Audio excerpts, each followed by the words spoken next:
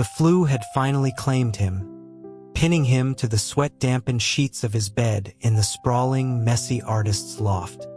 A dizzying fever pulsed behind his eyes, and through the haze, instinct took over. He fumbled for his phone, the screen a painful glare, and dialed Liam's number.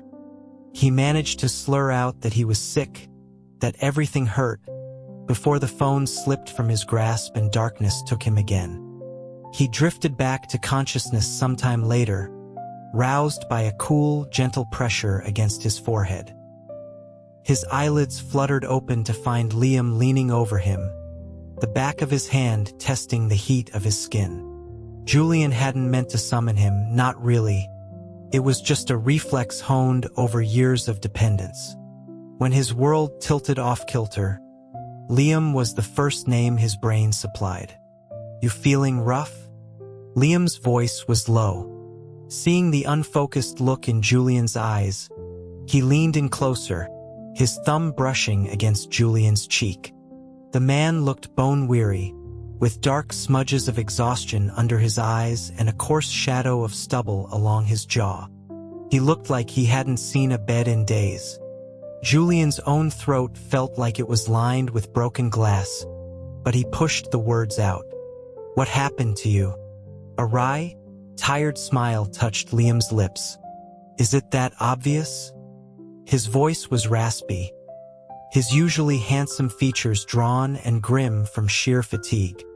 He explained that a new product launch at his tech firm had hit a major snag, forcing him and his team into a grueling, multi-day marathon of overtime to fix it.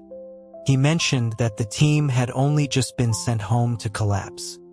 Julian remained silent for a beat, then pulled the comforter tighter around himself and turned his back to Liam.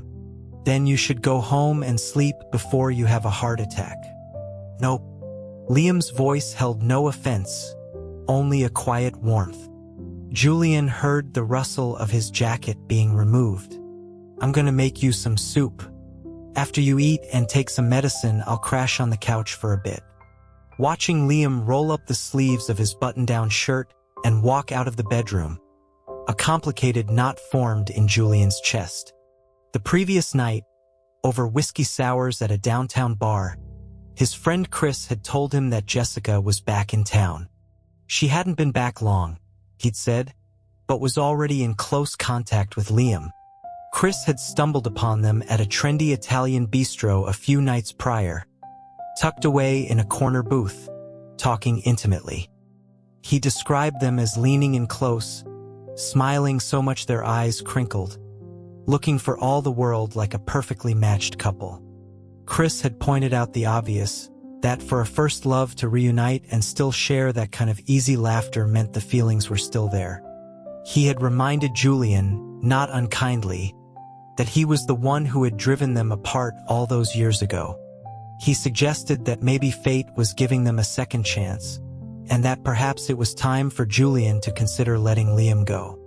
The alcohol had thankfully numbed the immediate sting of his words, leaving only a dull, throbbing ache. Julian had scoffed, claiming he hadn't said Liam couldn't have a relationship. He'd insisted that Liam was a grown man and he couldn't possibly stop him. Chris had looked at him with pity. "He still has to serve you, doesn't he, Your Highness?" Julian's face had hardened. He'd shot Chris a venomous glare, demanding to know what he meant by that. Chris, being one of his oldest and most blunt friends, had laid it all out. He spoke of how, for so many years, Liam had bent to Julian's every whim out of a sense of obligation for his family's generosity. He'd endured his moods and demands without a single complaint. Just because Julian wanted him, Liam, a straight man, had even ended up in his bed.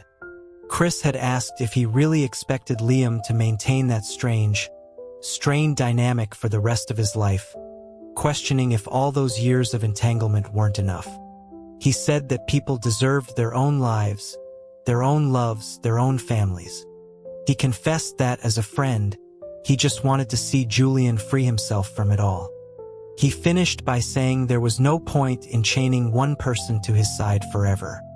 Who wouldn't want to be free of that kind of pain? But it was never that simple.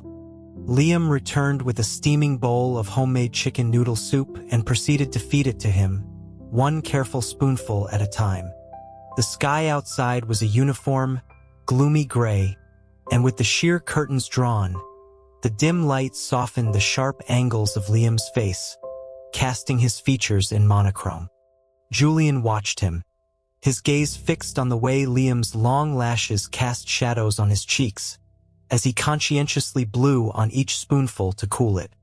A bitter feeling coiled in Julian's gut. Did Liam want his own life, his own love, his own family? Did he want to be rid of him?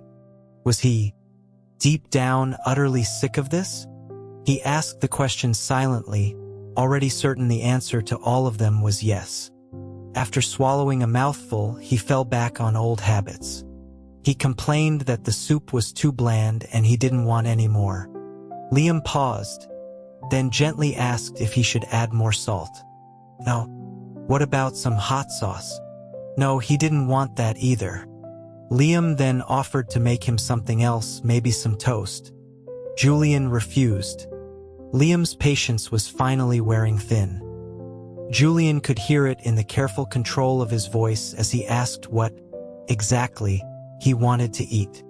I don't want to eat anything, Julian announced, watching Liam's face for a reaction. He had always taken a perverse pleasure in pushing Liam to his absolute limit. The more accommodating Liam was, the more he felt compelled to provoke a response. He wondered if this time, this unreasonable display would finally make him angry. It did not, which was both a disappointment and no surprise at all. But Liam's tone became sterner.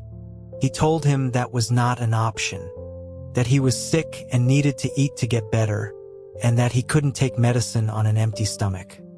Julian seized on his words, twisting them. I know you're annoyed with me, he snapped, his voice rising. You just want me to get better, so you can leave and stop having to wait on me. Julian. Liam's voice was laced with an old, familiar weariness. That's not what I'm thinking. You're sick. I'm supposed to take care of you. Yes, that was it. In Liam's mind, he was just a duty, a supposed to. If it weren't for what Julian's parents had done for him, Liam wouldn't even give him the time of day. You're so fake. It's disgusting. He pulled the covers over his head, a wave of dizziness washing over him from the exertion. His throat screamed in protest as he swallowed hard against the pain. Liam said nothing. He simply set the bowl down on the nightstand and sat in the silence beside the bed. Julian closed his eyes, listening to the soft, even sound of Liam's breathing, and a wave of regret washed over him. The man had probably pulled several all-nighters and could have been at home in his own bed. But one phone call had brought him here. Why did he have to be so cruel? Then Chris's words echoed in his head again. Liam has the patience of a saint. I'm your best friend and I can barely keep from fighting with you half the time. But he's put up with you for years. It was true. Liam's temper was unervingly steady. Julian had always been the one stirring up trouble. Even his closest friends could see it. No one in their right mind would think Liam was with him willingly, in any capacity. Go back, Julian mumbled, his voice thick with congestion and buried soreness. The stuffy nose would disguise any waver in his tone. I don't want you taking care of me anymore. What's wrong? Liam sounded taken aback. He shifted, his hand coming to rest on Julian's shoulder, trying to get him to turn over. Julian resisted, clenching his jaw against the dizziness. Why are you so damn annoying? He burst out, his voice cracking. I told you to leave me alone. Don't you understand English? He had called him here, and now he was chasing him away for no reason. In the end, Liam simply relented with a sigh. All right. His voice was quiet. Then you get some rest. A few moments later, The solid click of the apartment's front door echoed through the loft. The fever held him hostage for nearly 3 days, a miserable cycle of chills, aches, and lethargy. The next day, a text from Liam appeared on his phone, asking if he was feeling any better. Julian typed back a curt, "I'm fine, you don't need to worry about it." Liam didn't message again. A week later, the last of the illness had finally receded. He cleaned himself up and threw himself back into his work, spending the entire day lost in the scent of oil paint and turpentine in his studio. That afternoon, his mother called. She was in town on business and asked if he was free for dinner. As much as he wanted to avoid seeing Liam, he knew refusing a direct invitation from his mother would only lead to a lecture about his ingratitude. He and Liam met at the restaurant. Liam had arrived first.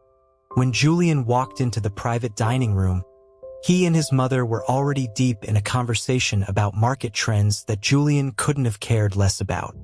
His mother acknowledged his arrival with a simple, "You're here." Liam, however, frowned. "It's freezing out. Why are you dressed so lightly?" In front of his mother, Julian bristled at the display of concern. She had always thought him fragile, coddled by the nannies his parents hired while they were busy building their empire.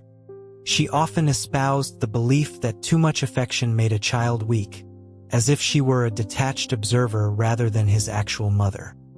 He hadn't been out in days and genuinely hadn't realized a cold front had moved in. "Have you ordered?"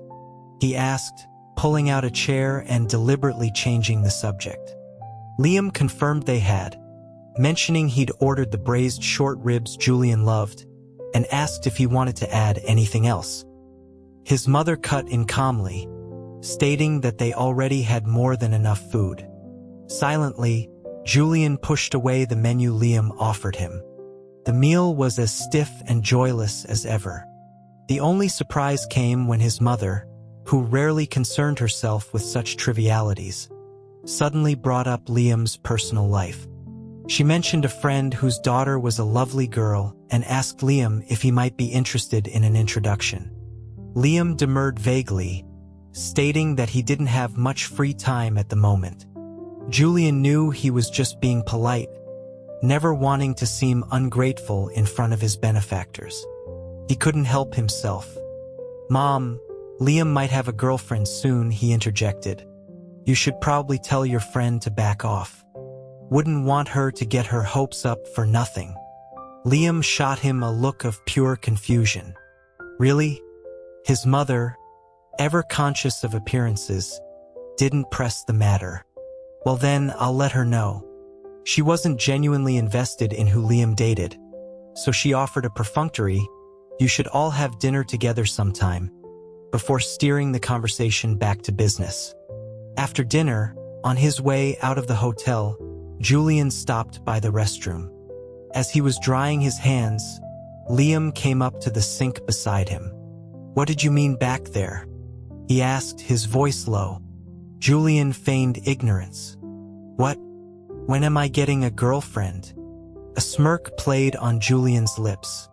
He crumpled the paper towel in his hand. "Isn't it just a matter of time?" He tossed the paper into the bin and turned to leave. "Julian!" Liam shut off the water and grabbed his arm. Julian yanked it away, his expression hardening with impatience. "Don't worry, I've had my fill after all these years anyway. If you want a real relationship, go for it. Let's just end this." Liam's face changed, a shadow passing over his eyes.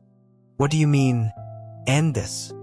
Julian met his gaze, enunciating each word with cold precision. "You're free. You don't have to force yourself to sleep with me anymore. Understood?"